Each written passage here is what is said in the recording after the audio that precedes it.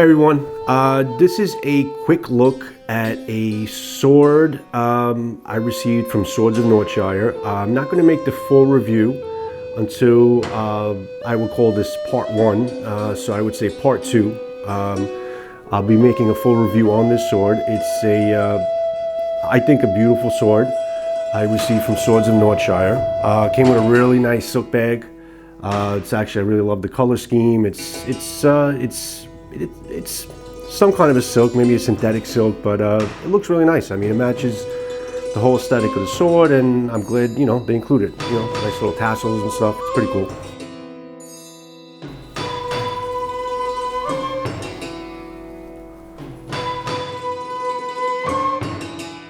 This sword I received from, like I said, I spent about 2 months to receive this sword. I love the sword, but it's being sent back. Now you might say, why am I sending it back if you love the sword so much? Because there are some flaws in the sword that they did say they would replace it for me and make me up a brand new sword, and that's huge.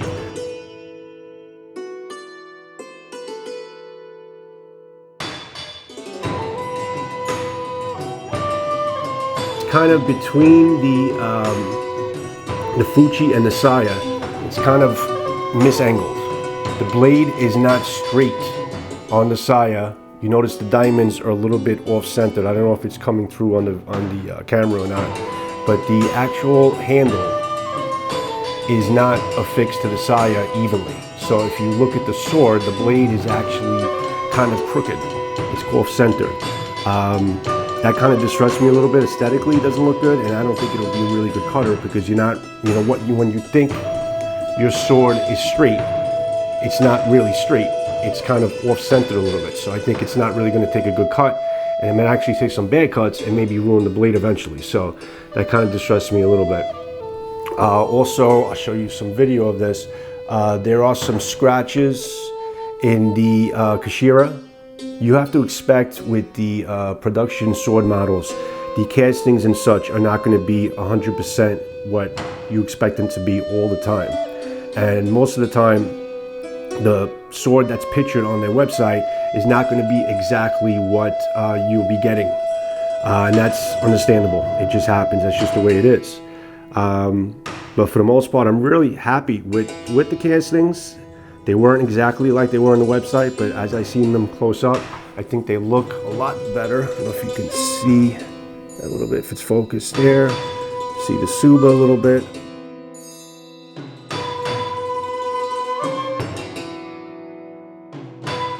The lacquer on the side is really nice. Everything overall is beautiful, I think. Aesthetically, I think it's a beautiful sword.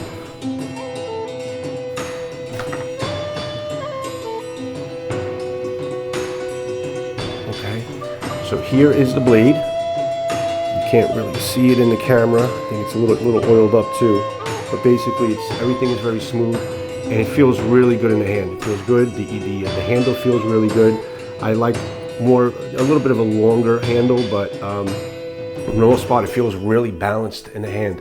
As far as a swing, you feel like you can really control it. It's got a really well balanced blade in correlation with the handle, and I think it'll be a pretty good handling sword, and it'll be a good cutter. I did do some simple cuts with the sword, unconventional things like boxes and stuff like that. I kind of went through them very well. I didn't want to do any heavy cutting with it because I knew I wasn't keeping the sword. Almost razor sharp. They didn't recommend razor sharp because they didn't want it to be too brittle. It's 1095 clay tempered blade.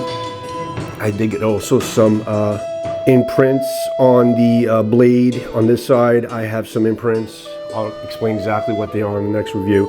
This side I have like a little Oriental dragon, which actually came out pretty nice. You're not going to get any, actual ink carvings in the steel. I mean, you got to spend a lot more on a sword to get the traditional carvings onto the metal, but these acid imprints are actually they're pretty good.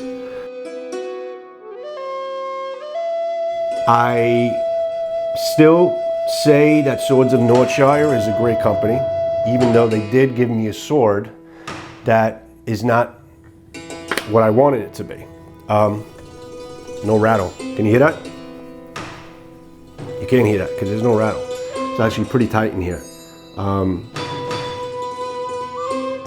Customer service, the fact that they stand behind the client and want you to be happy with the sword, I think is a great reason to be able to trust a custom company like Swords of Northshire.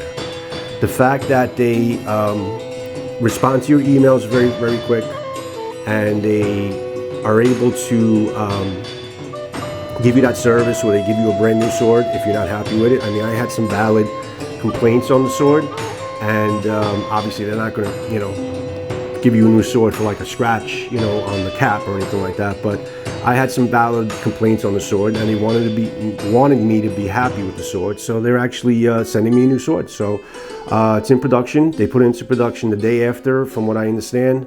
It should be about 2 to 3 weeks from now that I should be receiving the new sword, and I'm gonna make a judgment call if they kind of improved the mistakes that they made on this sword, and if it's going to be exactly what I wanted it to be in the first place. Now, if they're able to achieve that, then all for Swords of Northshire, because basically, listen, anybody makes mistakes with these production companies, but the fact that they're going to follow up and try to make the client happy and give you a new sword, I mean, they're paying for the shipping. It's, you know, there's nothing out of pocket for me. The fact that they're going to be giving you the service, or offering you that service to be able to send you a brand new sword and hopefully fix the wrongs on the sword that you have, I think there is more of a self-assurance dealing with a custom company like Swords of Northshire. This was a quick look, overall look of the sword, let's say number 1. When I get sword number 2 in, I'm going to basically compare the two swords together. I'm going to see if they fixed all the mistakes on the sword, and then I'll do a full-out review, and then I'll give you my impression overall of Swords of Northshire, and see if I can recommend them from there. I'm pretty confident. I'm pretty confident though that they're going to do the right thing and give me the sword that I was actually expecting to get in the first place. But I mean, I love the sword as it is. I just want it to be, don't want it to have those mistakes. I mean, having a misaligned blade aesthetically is not good, and cutting wise is not good. It's definitely something you don't want to see on a sword. You want everything from basically from the tip, the Kashira, all the way down to the saya. You want everything to be aligned the right way all the way down. It's for aesthetic purposes and for cutting purposes. Everything's got to be kind of symmetrical and follow into place the right way.